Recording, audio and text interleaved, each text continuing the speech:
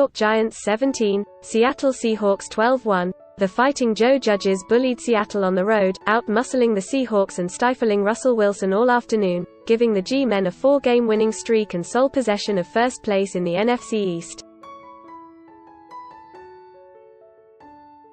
The Big Blue defense deserves the lion's share of the credit. Defensive coordinator Patrick Graham dialed up a masterful plan, and the secondary blanketed Seahawks receivers all game, forcing Wilson to hold the ball and hold the ball and hold the ball and hold the ball and hold the ball. Leonard Williams feasted on the Seahawks' beleaguered offensive line. Williams earned 5 sacks and a whopping 5 QB hits. A free agent at the end of the season, Williams picked a good time for a career year. As a team, the Giants discombobulated Wilson, taking down the QB for 5 sacks. Wilson completed just 62.8% of his passes for 263 yards, a TD and an int. The Seahawks having to play their fourth-string right tackle didn't help, but credit the Giants for being the tougher team Sunday. Joe Judge has his club playing with confidence and ferocity as we approach Christmas. 2. In the year 2020, Colt McCoy and Alfred Morris helped New York win a road game in Seattle. Wild. McCoy steadied the offense most of the contest, milking the clock with a couple big completions late to move the chains. It wasn't a beautiful game from the veteran, who missed a few throws low and behind, and the score might not have been close if Daniel Jones played. Still, McCoy got the Giants in the right run checks and managed the offense.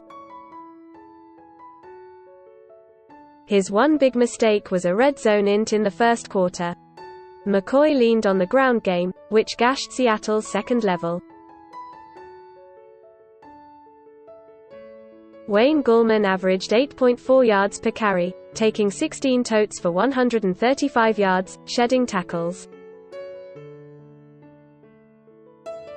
Morris played the closer with 2 TDs, including a receiving score.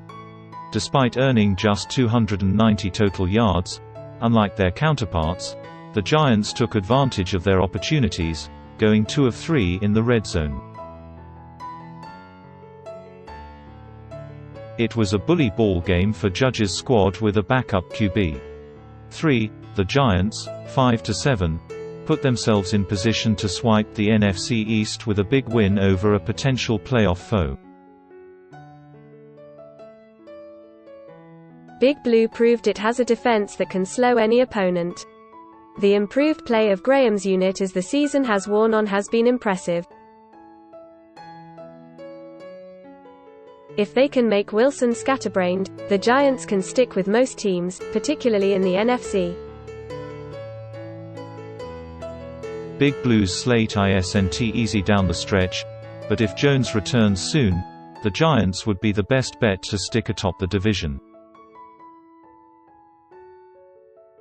On the flip side, it's a brutal loss for Seattle, 8-4, which falls back behind the Rams for the division lead. Struggling against a 4-win team doesn't portend a deep playoff run. As the defense has improved this season, Wilson and the offense have become far too inconsistent, epitomized by Sunday's struggles. The QB needs to put it together for the stretch run to take back the division, or Seattle will be facing a road game to open the postseason, possibly against the very Giants team they couldn't solve. Kevin Patra.